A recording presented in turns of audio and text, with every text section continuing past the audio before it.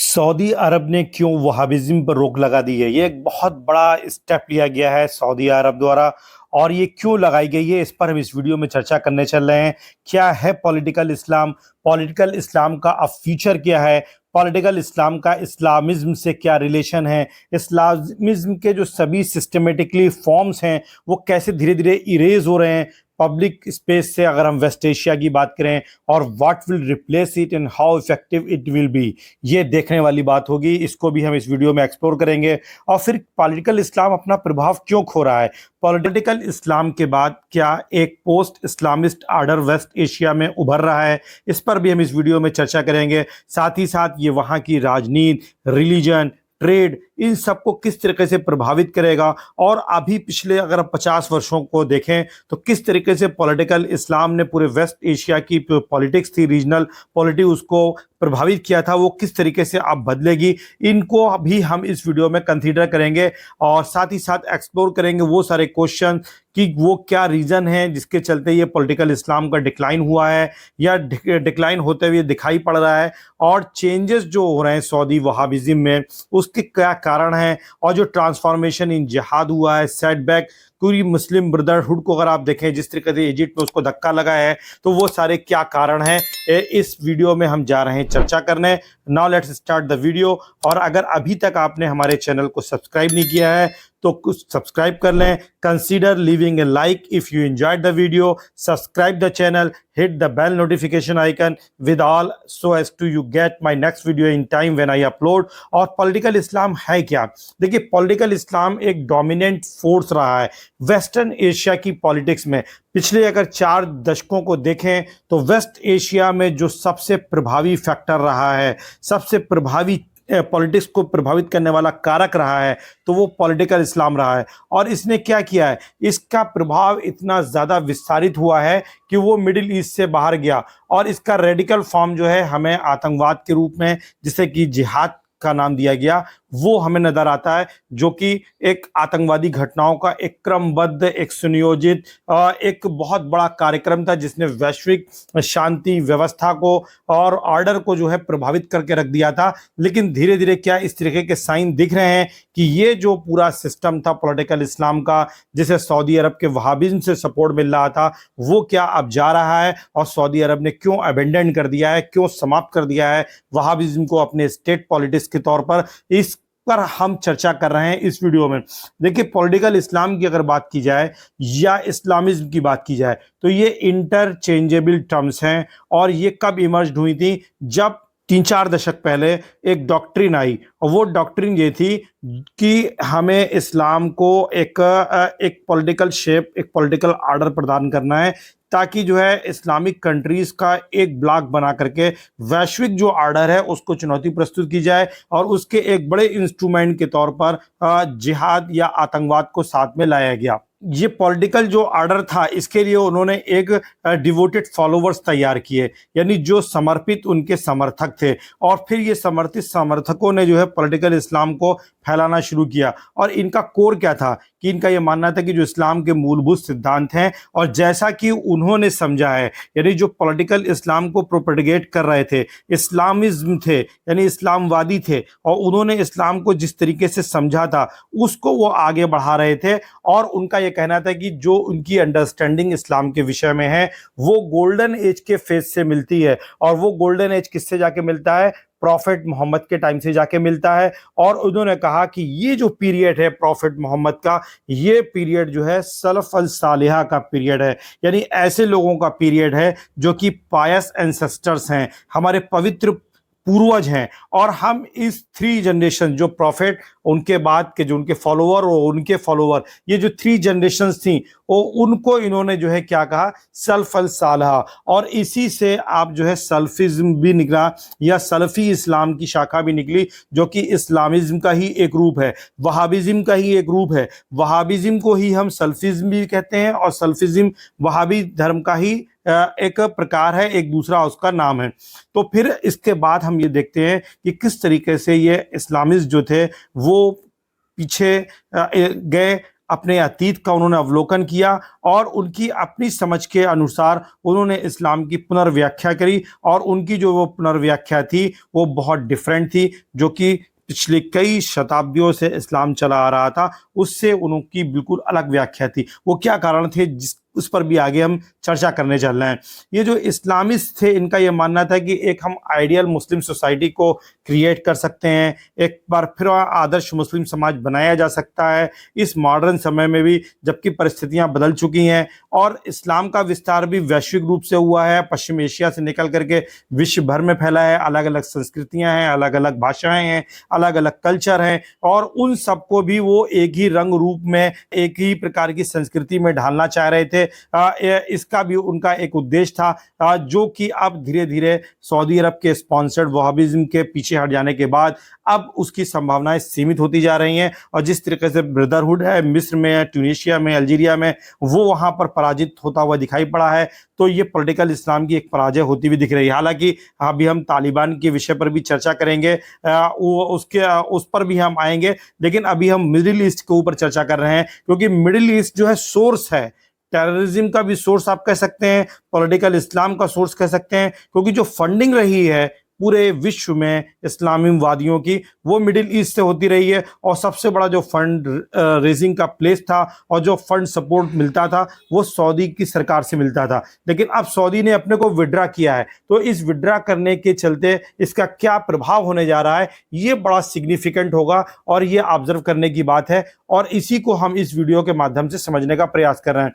अगर हम present day के पॉलिटिकल इस्लाम की बात करें तो इसके तीन रूप आप कह सकते हैं, तीन तरीके से ये अभिव्यक्त हुआ है। एक को हम बोलते हैं क्विटिस्ट इस्लामिज्म, एक को बोलते हैं एक्टिविस्ट इस्लामिज्म और तीसरे को बोलते हैं रेडिकल इस्लामिज्म। रेडिकल इस्लामिज्म पर बहुत अधिक चर्चाएं हुई हैं, जिसको आप आए दिन टेलीविजन पर आतंकवाद के रूप में देखते रहे हैं। विश्व भर में आपने इसका विभत्स स्वरूप देखा है। हम इस पर चर्चा बहुत संक्षिप्त रूप से करेंगे, क्योंकि हमारा जो आज का जो फोकस है वो क्विटिस्ट इस्लामिज्म के ऊपर है, वहाबिज्म पर है, कि किस प्रकार से सऊदी अरब जो है वहाबिज्म को समाप्त कर रहा है और एक्टिविस्ट इस्लामिज्म को घेर रहा है, जिसके चलते रेडिकल इस्लाम अपने आप दम तोड़ देगा। क्विटिस्ट इस्लामिज्म जो है ये एक प्रकार के शुद्धतावादी एक राजनीतिक आंदोलन इस्लाम के भीतर माना जा सकता है, और इनका ये मानना है कि इन्होंने जो इस्लाम के प्राइमरी सोर्सेज हैं उसकी जो उनकी अंडरस्टैंडिंग है वो उन्होंने डीप उस पर स्टडी की है, और उस पर मास्टरी करने के बाद उनका ये मानना है कि जो ट्रू फेथ है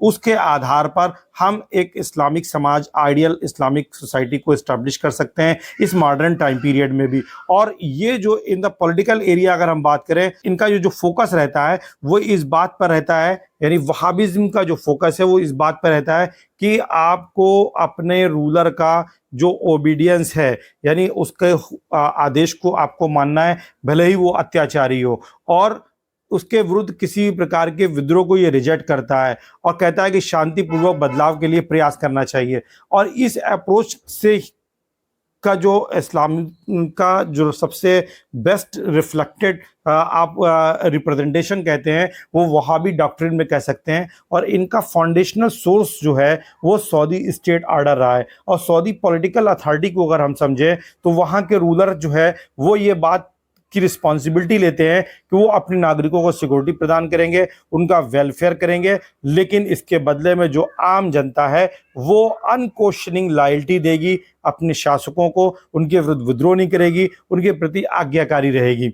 और इस तरीके से एक सऊदी स्टेट जो है, फर्स्ट सऊदी स्टेट इमर्ज हुआ था 18th century, mid 18th century में, यानी 1750 के आसपास जो है एक सऊदी स्टेट जो है इमर्ज हुआ था। नज्द, जो कि सऊदी अरब का एक एरिया है, आप इसको जो है मैप में भी देख सकते हैं, ये सेंट्रल अरेबिया का हिस्सा था। और 1750 यानी मिड 18th सेंचुरी के आसपास यहाँ पर एक इस्लामिक विद्वान हुए, क्लारिक हुए, जिनका नाम था शेख मोहम्मद इब्न अब्दुल वहाब, और इन्हीं के नाम से जो इनकी शिक्षाएं प्रचारित की गई, प्रोपेगेट की गई, उनके नाम के आखिरी शब्द वहाब से वहाबी पंथ का जो है प्रसार प्रचार होता है। और फिर ये जो फाउंडेशनल डॉक्ट्रिन थी वो उसके लिए एक कॉवेनेंट हुआ, एक समझौता हुआ मोहम्मद इब्न सौद के बीच में, जो कि वहाँ के पहले सऊदी स्टेट के संस्थापक थे। इस तरीके से एक तरफ ये शेख मोहम्मद इब्न अब्दुल वहाब और मोहम्मद इब्न सौद जो कि पॉलिटिकल शक्ति के प्रतीक थे, दोनों ने मिलकर के एक सऊदी स्टेट की स्थापना करी। और इस सऊदी स्टेट का जो मूल उद्देश्य था वो जो वहाँ का शासक मोहम्मद इब्न सौद था उसके प्रति जनता की जो है समर्थन प्राप्त करना था, भले ही क्यों ना वो अत्याचारी हो। इसके बदले में शासक जो है जनता को शांति और सुरक्षा और वेलफेयर प्रदान करने वाला था, जबकि इसके बदले में शेख मोहम्मद इब्न अब्दुल वहाब की विचारधारा को सऊदी स्टेट को प्रायोजित करना था। तो ये पूरा प्रथम सऊदी स्टेट है। फिर ये स्टेट टाइम टू टाइम, चूंकि उस समय ऑटोमन अंपायर था और ऑटोमन अंपायर से निरंतर ये सऊदी स्टेट का संघर्ष चल रहा था। हालांकि ये सऊदी जो पूरा भूभाग था अभी भी ऑटोमन अंपायर के ही नियंत्रण में था। फिर हम आगे देखते हैं कि यही डॉक्ट्रिन, यही एफिलिएशन आगे कंटिन्यूड करता गया और 20वीं शताब्दी में एक तीसरे सऊदी स्टेट को सेटअप किया किंग अब्दुल अजीज ने 1932 में, और ये किंगडम ऑफ सऊदी अरेबिया की उन्होंने स्थापना की। और इसमें भी यही डॉक्ट्रिन, यही कॉवेनेंट को फॉलो किया गया कि वहाबी विचारधारा समर्थन करेगी किंग अब्दुल अजीज का, और इस तरीके से वहाबीज़म को राजनीतिक संरक्षण में आगे प्रोपोगेट किया जाएगा।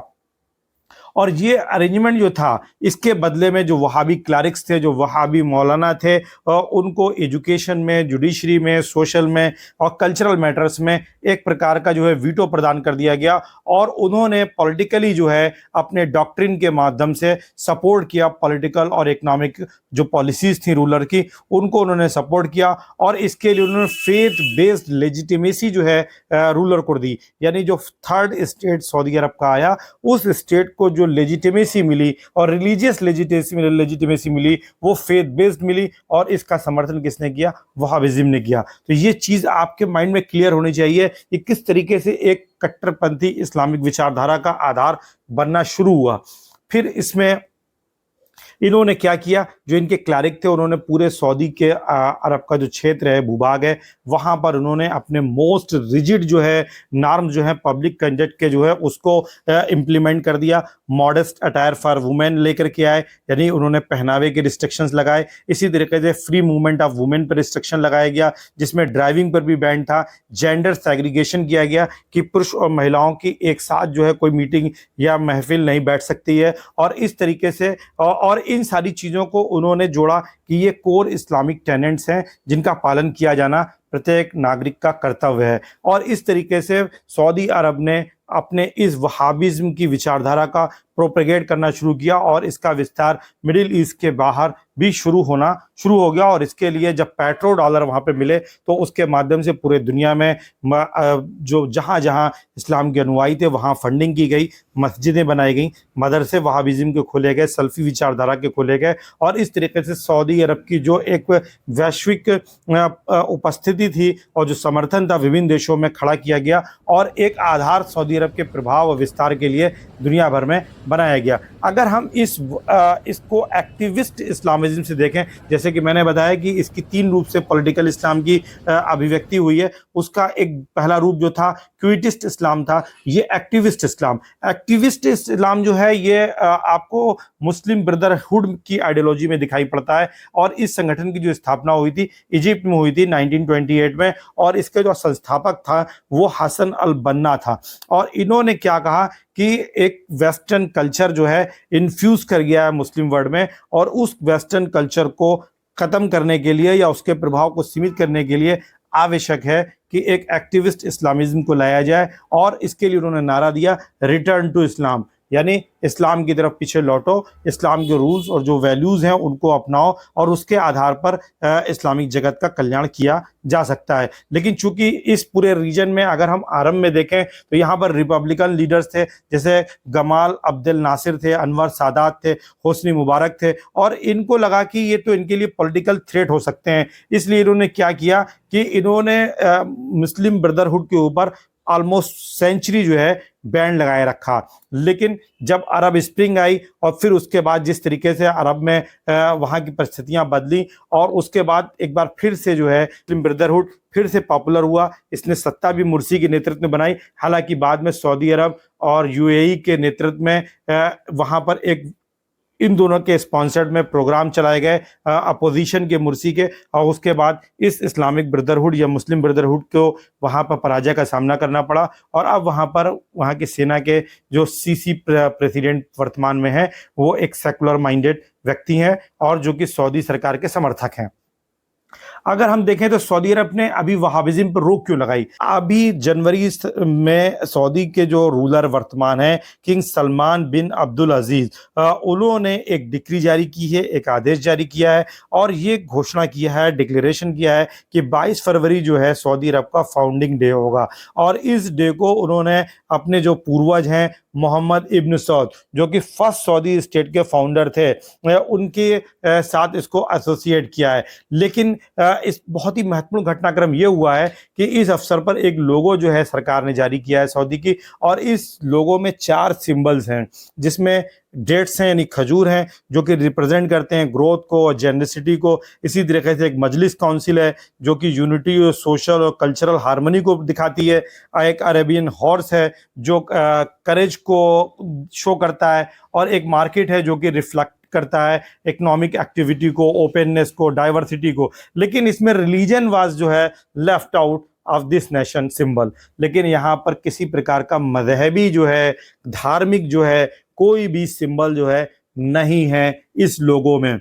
और इसके बाद ही ये प्रश्न उठने लगा कि क्या सऊदी अरब वहाबिज्म से पीछे हट रहा है? निश्चित रूप से सऊदी अरब ने इस बात को माना है कि वो वहाबिज्म से पीछे हट रहा है। वो एक ऐसे इस्लाम की तरफ जा रहा है जो कहीं ज़्यादा लिबरल है और ज़्यादा इंक्लूसिव है और साथ ही साथ प्लूरिस्टिक है, यानी विभिन्न धर्म, जाति, संप्रदाय के लोग हैं उनको समायोजित करने वाला है। और ये फाउंडिंग डे को टर्न कर दिया गया और वहां पर एक तरीके से central founding narrative of the Saudi state जो था उसको बदला गया है, क्योंकि जो शेख मोहम्मद बिन अब्दुल वहाब थे तो उन्होंने ये फाउंडेशनल डॉक्ट्रिन दी थी और ये एक कॉवेनेंट था, एक समझौता था क्लैरिक के बीच में, यानी अब मोहम्मद इब्न अब्दुल वहाब जो कि क्लैरिक थे उनके बीच में, और मोहम्मद इब्न सऊद जो कि राजनेता थे जिन्होंने कि विद्रोह किया था, फर्स्ट सऊदी स्टेट की स्थापना की थी। लेकिन इस कॉवेनेंट में से जो नया लोगो जारी किया गया है उसमें से मोहम्मद इब्न अब्दुल वहाब का जो प्रतीक चिन्ह था धर्म का उसको हटा दिया गया है और अब वहाबिज्म जो है वहाँ के नेशनल नैरेटिव से निकाल दिया गया है। और ये एक बहुत बड़ा शिफ्ट आया है, क्योंकि वहाबिज्म जो है अगर हम देखें तो सऊदी अरब की सरकार इस दिशा में काफ़ी समय से ही कार्य कर रही थी। 2018 में उन्होंने कुछ इस तरह के स्टेप लिए थे, विशेष करके क्राउन प्रिंस मोहम्मद बिन सलमान के एमबीएस ने जो है कि किस तरीके से लिबरलाइज सोशल नॉर्म्स को लाया जाए और साथ ही साथ जो जेंडर सेग्रीगेशन की पॉलिसी है उसको छोड़ा जाए, हिजाब पर कुछ प्रतिबंध को ढीला किया जाए, ड्राइविंग के जो रिस्ट्रिक्शंस वुमेन पे लगे थे उनको कम किया जाए, साथ ही साथ सिनेमा को उन्होंने परमिशन दिया, म्यूजिक को दिया, पब्लिक कंसर्ट्स को दिया, म्यूजिक कंसर्ट्स को जो है उन्होंने परमिशन दी, और मिक्स गैदरिंग और ऑडियंसेस की भी उन्होंने जो है परमिशन दी। और इस तरीके से एक ज़्यादा वाइब्रेंट सोसाइटी की तरफ वो आगे बढ़ने का उन्होंने कार्यक्रम पहले ही प्रारंभ कर दिया था। और इसका नतीजा, और इसमें एक बड़ी बात यह है कि उन्होंने वहाबी उलमा में से ही जो वहाबी मौलाना हैं उन्हीं में से ही कुछ को अपना समर्थक बनाया और उन्होंने ये बात कही है कि ये जो रॉयली आर्डेंट रिलैक्सेशन है, यानी जो रॉयल आदेश आए हैं, ये जो हैं इस्लामिक टेनेंट से टकराते नहीं हैं, बल्कि इनकी इस्लाम में कहीं ना कहीं अनुमति है। तो ऐसी बात कही गई है। हालांकि इसकी आलोचना विश्व भर के जो दूसरे ऑर्थोडॉक्स मुस्लिम्स हैं वो कर रहे हैं, लेकिन सऊदी के इस स्टेप के बहुत ही दूरगामी प्रभाव होने जा रहे हैं मुस्लिम समाज के ऊपर।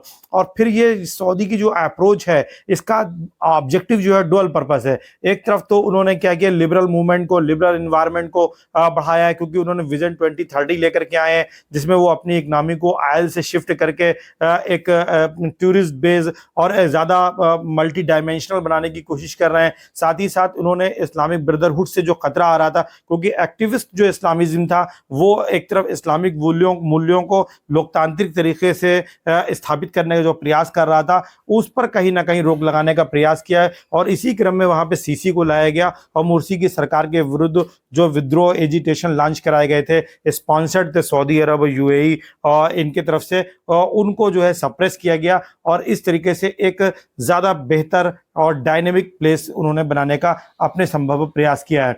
एक्चुअल में अगर हम देखें तो ये जो थर्ड अगर की बात की जाए, जो थर्ड मैंने बताया था कि एक क्विटिस्ट इस्लाम है, एक पॉलिटिकल इस्लाम के फॉर्म में, एक जो है एक्टिविस्ट इस्लाम है और एक रेडिकल इस्लाम है। और जो रेडिकल इस्लामिज्म है वो वायलेंट है, क्रूअल है, वो ट्रांसनेशनल ऑर्गेनाइजेशन जैसे कि अलकायदा और इस्लामिक स्टेट जैसे आतंकवादी संगठन उसके प्रतिनिधि हैं।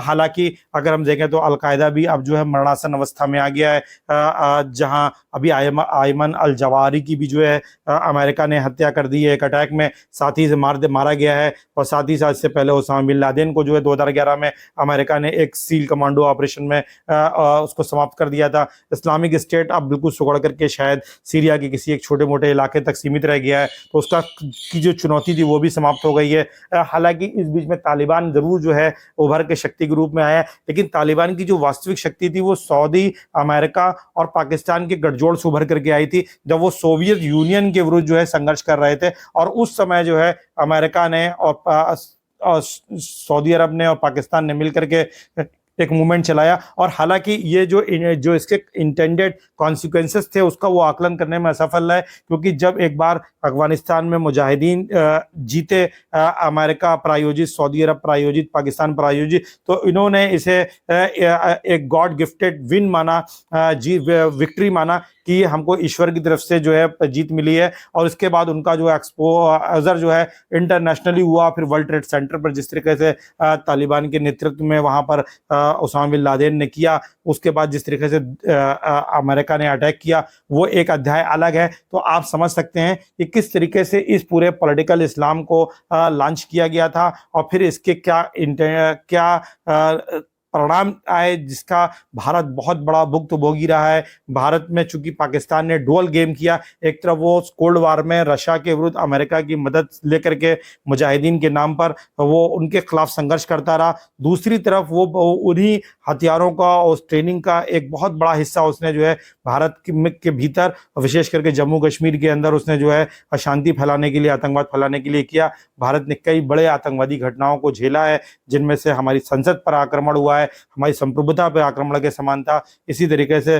भारत में जो है जो 26/11 का अटैक मुंबई में हुआ, वो भारत की संप्रभुता पर हमला था। तो भारत ने हजारों इस तरीके के हमले झेले, जो इसके वो परिणाम रहे। लेकिन अब ऐसा लगता है कि शायद सऊदी अरब ने जो वहाबिज्म पर रोक लगा करके एक पॉजिटिव स्टेप लिया है। हालांकि इसके परिणाम कितने बेहतर आएंगे, ये कितना प्रभावी होगा, ये समय ही निर्धारित करेगा। अगर वीडियो आपको इन्फॉर्मेटिव लगा हो तो लाइक और शेयर जरूर करें। और शीघ्र ही पीसीएस 2024 के लिए प्रीलिम्स का एक कार्यक्रम शुरू किया जा रहा है, आप हमसे जुड़ सकते हैं और निश्चित रूप से सभी कार्यक्रम आपको जो है फ्री ऑफ कॉस्ट मिलेंगे, किसी प्रकार की आपको कोई फीस नहीं देनी है। शीघ्र ही एक मैं आपको टेलीग्राम ग्रुप का लिंक प्रोवाइड करा दूंगा, जहां आपको तमाम चीज़ें सभी फ्री में प्रोवाइड कराई जाएंगी। Thank you so much.